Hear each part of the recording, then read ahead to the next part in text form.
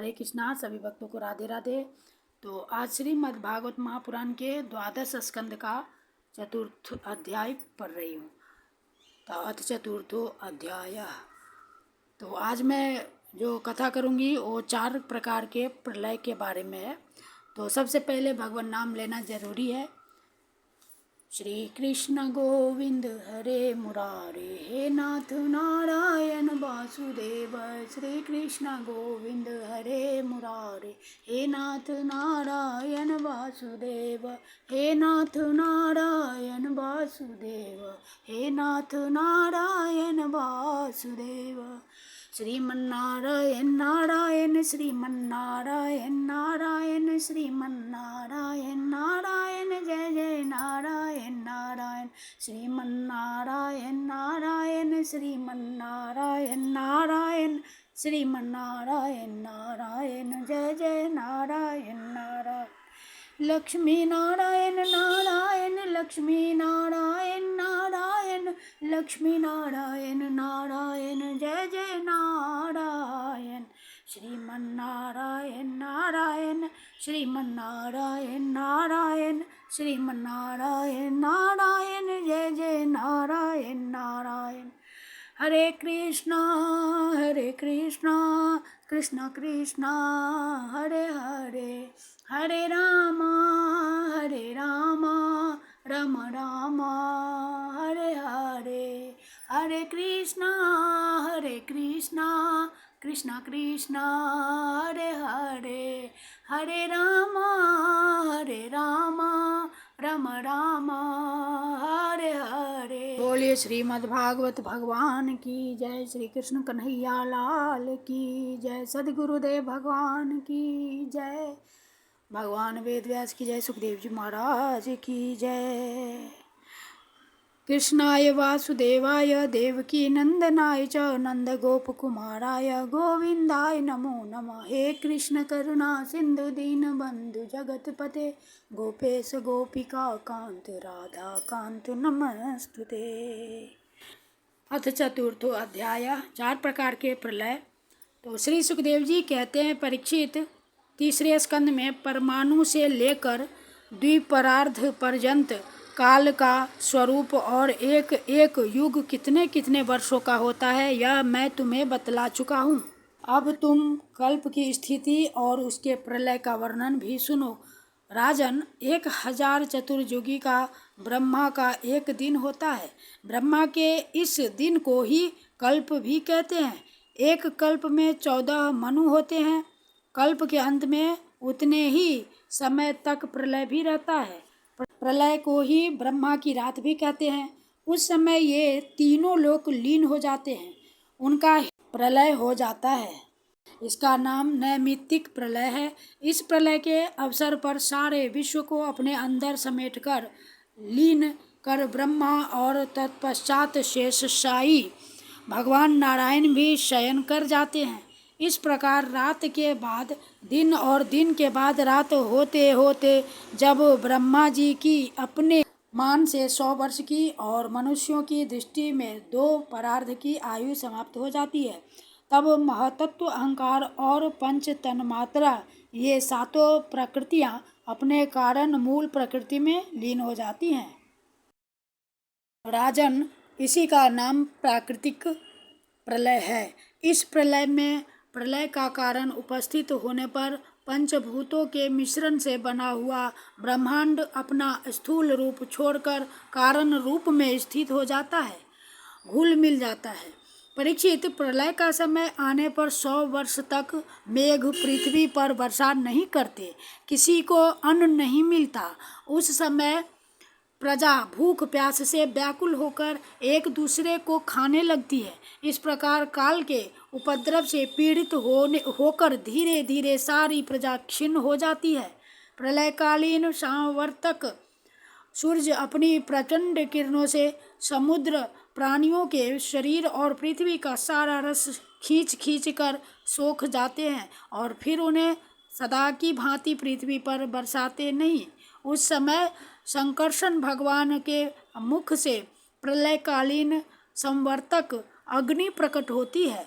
वायु के वेग से वह और भी बढ़ जाती है और तल अतल आदि सातों नीचे के लोकों को भस्म कर देती है। वहाँ के प्राणी तो पहले ही मर चुके होते हैं। नीचे से आग की करारी लपटें और ऊपर से सूर्य की प्रचंड गर्मी। उस समय ऊपर नीचे चारों ओर यह ब्रह्मांड जलने लगता है और ऐसा जान पड़ता है मानो गोबर का उपला जलकर अंगारे के रूप में दहक रहा हो। इसके बाद प्रलयकालीन अत्यंत प्रचंड सांवर्तक वायु सैकड़ों वर्षों तक चलती रहती है। उस समय का आकाश धुएं और धूल से तो भरा ही रहता है। उसके बाद असंख्यों रंग बिरंगे बादल आकाश में मंडराने लगते हैं और बड़ी भयंकरता के साथ गरज गरज कर सैकड़ों वर्षों तक वर्षा करते रहते हैं। उस समय ब्रह्मांड के भीतर का सारा संसार एक समुद्र हो जाता है, सब कुछ जलमग्न हो जाता है। इस प्रकार जब जल प्रलय हो जाता है तब जल पृथ्वी के विशेष गुण गंध को ग्रस लेता है, अपने में लीन कर लेता है। गंध गुण के जल में लीन हो जाने पर पृथ्वी का प्रलय हो जाता है, वह जल में घुल मिलकर जल रूप बन जाती है। राजन, इसके बाद जल के गुण रस को तेजस तत्व ग्रस लेता है और जल नीरस होकर तेज में समा जाता है। तदनंतर वायु तेज के गुण रूप को ग्रस लेता है और तेज रूप रहित होकर वायु में लीन हो जाता है। अब आकाश वायु के गुण स्पर्श को अपने में मिला लेता है और वायु स्पर्शहीन होकर आकाश में शांत हो जाता है। इसके बाद तामस अहंकार आकाश के गुण शब्द को ग्रस लेता है और आकाश शब्दहीन होकर तामस अहंकार में लीन हो जाता है। इसी प्रकार तेजस अहंकार इंद्रियों को और वैकारिक यानी कि सात्विक अहंकार इंद्रियाधिष्ठात्री देवता और इंद्रिय वृत्तियों को अपने में लीन कर लेता है। तत्पश्चात महतत्व अहंकार को और सत्व आदि गुण महतत्व को ग्रस लेते हैं। परीक्षित, यह सब काल की महिमा है। उसी की प्रेरणा से अव्यक्त प्रकृति गुणों को ग्रस लेती है और तब केवल प्रकृति ही प्रकृति शेष रह जाती है। वही चराचर जगत का मूल कारण है। वह अव्यक्त अनादि अनंत नित्य और अविनाशी है। जब वह अपने कार्यों को लीन करके प्रलय के समय साम्य अवस्था को प्राप्त हो जाती है तब काल के अवयव वर्ष मास दिन रात क्षण आदि के कारण उसमें परिणाम क्षय वृद्धि आदि किसी प्रकार के विकार नहीं होते। उस समय प्रकृति में स्थूल अथवा सूक्ष्म रूप से वाणी मन सत्वगुण रजोगुण तमोगुण महत्तत्व आदि विकार प्राण बुद्धि इंद्रिय और उनके देवता आदि गुण नहीं रहते। सृष्टि के समय रहने वाले लोकों की कल्पना और उनकी स्थिति भी नहीं रहती। उस समय स्वप्न जागृत और सुषुप्ति ये तीन अवस्थाएं नहीं रहती। आकाश जल पृथ्वी वायु अग्नि और सूर्य भी नहीं रहते। सब कुछ सोए हुए के समान शून्य सा रहता है।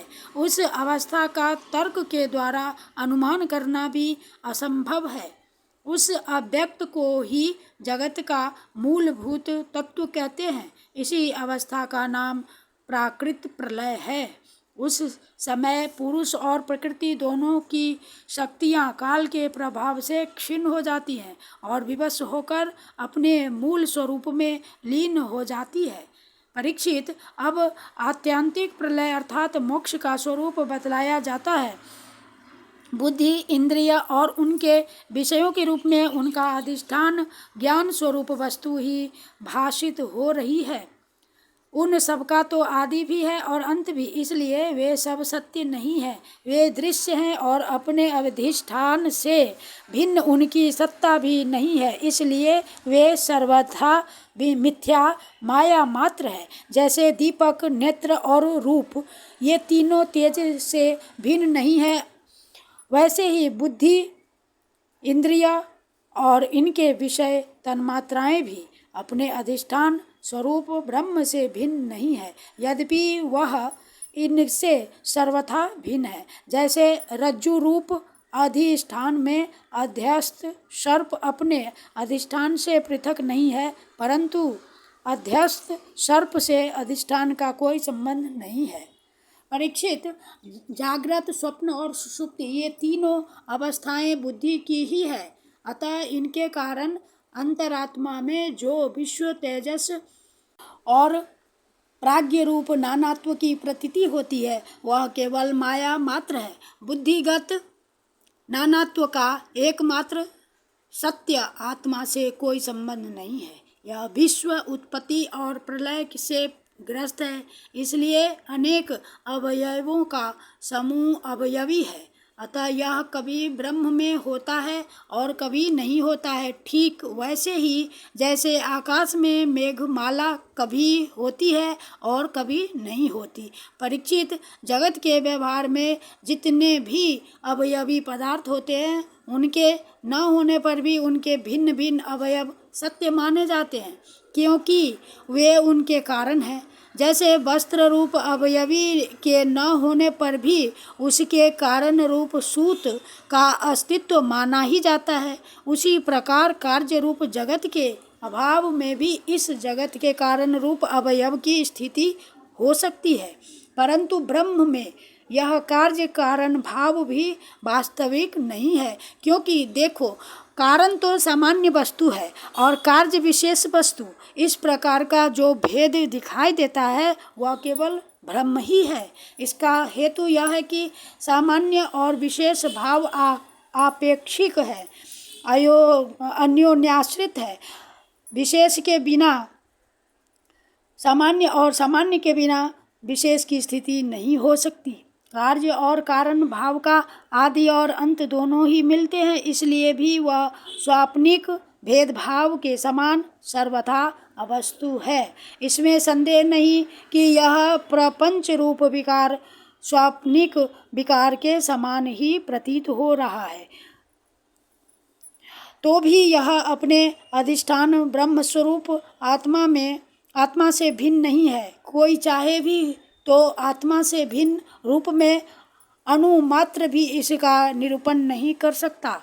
यदि आत्मा से पृथक इसकी सत्ता मानी भी जाए तो यह भी चिद्रूप आत्मा के समान स्वयं प्रकाश होगा और ऐसी स्थिति में वह आत्मा की भांति ही एक रूप सिद्ध होगा। परंतु इतना तो सर्वथा निश्चित है कि परमार्थ सत्य वस्तु में नानात्व नहीं है। यदि कोई अज्ञानी परमार्थ सत्य वस्तु में नानात्व स्वीकार करता है तो उसका वह मानना वैसा ही है जैसा महाकाश और घटाकाश का आकाश स्थित सूर्य और जल में प्रतिबिंबित सूर्य का तथा बाह्य वायु और आंतर वायु का भेद मानना।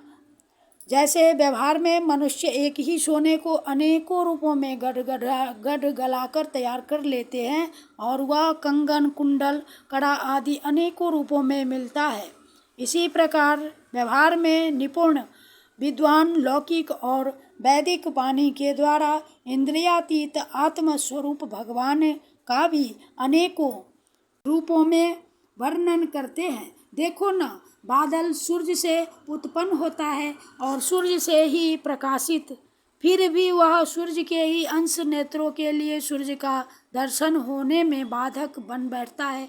इसी प्रकार अहंकार भी ब्रह्म से ही उत्पन्न होता, ब्रह्म से ही प्रकाशित होता और ब्रह्म के अंश जीव के लिए ब्रह्म स्वरूप के साक्षात्कार में बाधक बन बैठता है।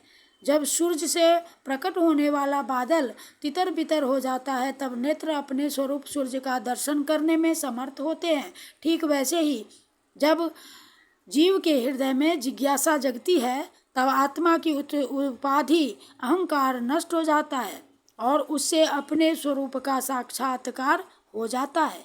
प्रिय परीक्षित, जब जीव विवेक के खड्ग से मायामय अहंकार का बंधन काट देता है तब यह अपने एक रस आत्म स्वरूप के साक्षात्कार में स्थित हो जाता है। आत्मा की यह माया मुक्त वास्तविक स्थिति ही आत्यंतिक प्रलय कही जाती है। हे शत्रुदमन, तत्वदर्शी लोग कहते हैं कि ब्रह्मा से लेकर तिनके तक जितने प्राणी या पदार्थ हैं सभी हर समय पैदा होते और मरते रहते हैं, अर्थात नित्य रूप से उत्पत्ति और प्रलय होता ही रहता है। संसार के परिणामी पदार्थ, नदी प्रवाह और दीप शिखा आदि क्षण क्षण बदलते रहते हैं। उनकी बदलती हुई अवस्थाओं को देखकर यह निश्चय होता है कि देह आदि भी काल रूप सोते के वेग में बहते बदलते जा रहे हैं। इसलिए क्षण क्षण में उनकी उत्पत्ति और प्रलय हो रहा है। जैसे आकाश में तारे हर समय चलते ही रहते हैं परंतु उनकी गति स्पष्ट रूप से नहीं दिखाई पड़ती, वैसे ही भगवान के स्वरूप भूत अनादि अनंत काल के कारण प्राणियों की प्रतिक्षण होने वाली उत्पत्ति और प्रलय का भी पता नहीं चलता। परीक्षित, मैंने तुमसे 4 प्रकार के प्रलय का वर्णन किया। उनके नाम है नित्य प्रलय, नैमित्तिक प्रलय, प्राकृतिक प्रलय और आत्यंतिक प्रलय। वास्तव में काल की सूक्ष्म गति ऐसी ही है। हे कुरुश्रेष्ठ, विश्व विधाता भगवान नारायण ही समस्त प्राणियों और शक्तियों के आश्रय हैं। जो कुछ मैंने संक्षेप से कहा है वह सब उन्हीं की लीला कथा है। भगवान की लीलाओं का पूर्ण वर्णन तो स्वयं ब्रह्मा जी भी नहीं कर सकते। जो लोग अत्यंत दुस्तर संसार सागर से पार जाना चाहते हैं अथवा जो लोग अनेकों प्रकार के दुख दावानल से दग्ध हो रहे हैं, उनके लिए पुरुषोत्तम भगवान का ही लीला कथा रूप रस के सेवन के अतिरिक्त और कोई साधन, कोई नौका नहीं है। ये केवल लीला रसायन का सेवन करके ही अपना मनोरथ सिद्ध कर सकते हैं। जो कुछ मैंने तुम्हें सुनाया है यही श्रीमद् भागवत महापुराण है। इससे सनातन ऋषि नर नारायण ने पहले देवर्षि नारद को सुनाया था और उन्होंने मेरे पिता महर्षि कृष्ण द्वैपायन को महाराज उन्हीं बद्री वन विहारी भगवान श्री कृष्ण द्वैपायन ने प्रसन्न होकर मुझे इस देवतुल्य श्री भागवत संहिता का उपदेश किया। कुरुश्रेष्ठ, आगे चलकर जब सनकादि ऋषि नैमिषारण्य क्षेत्र में बहुत बड़ा सत्र करेंगे तब उनके प्रश्न करने पर पौराणिक वक्ता श्री सूत जी उन लोगों को इस संहिता का श्रवण कराएंगे। श्रीमद्भगवते महापुराणे परमहंस्यां संहितायां 12 स्कंदे 4थो अध्यायः। श्रीकृष्णार्पणं कृष्णार्पणं कृष्णार्पणम्। श्रीमन्नारायण नारायण श्रीमन्नारायण नारायण श्रीमन्नारायण नारायण जय जय नारायण नारायण। श्रीमन्नारायण नारायण श्रीमन्नारायण नारायण श्रीमन्नारायण नारायण जय जय नारायण नारायण। लक्ष्मी नारायण नारायण लक्ष्मी नारायण नारायण लक्ष्मी नारायण नारायण जय जय नारायण नारायण। राधे राधे राधे राधे श्यामा श्यामा श्यामा श्यामा। राधे राधे राधे राधे श्यामा श्यामा श्यामा श्यामा। राधे कृष्ण कृष्ण कृष्ण राधे राधे। राधे श्याम श्याम श्याम राधे राधे। हरे कृष्णा कृष्णा कृष्णा हरे हरे। हरे रामा राम राम हरे हरे। हरे कृष्णा कृष्णा कृष्णा हरे हरे। हरे राम राम राम हरे हरे। कृष्णाय वासुदेवाय हरे परमात्मने प्रणतक्लेशनाशाय गोविंदाय नमो नमः। जय जय श्री राधे जय जय श्री राधे जय जय श्री राधे। श्रीमद् भागवत भगवान की जय। श्री कृष्ण कन्हैया लाल की जय। श्री लक्ष्मी नारायण की जय। जय जय श्री राधे श्याम। हरे नमः हरे नमः हरे नमः। जय श्री कृष्ण।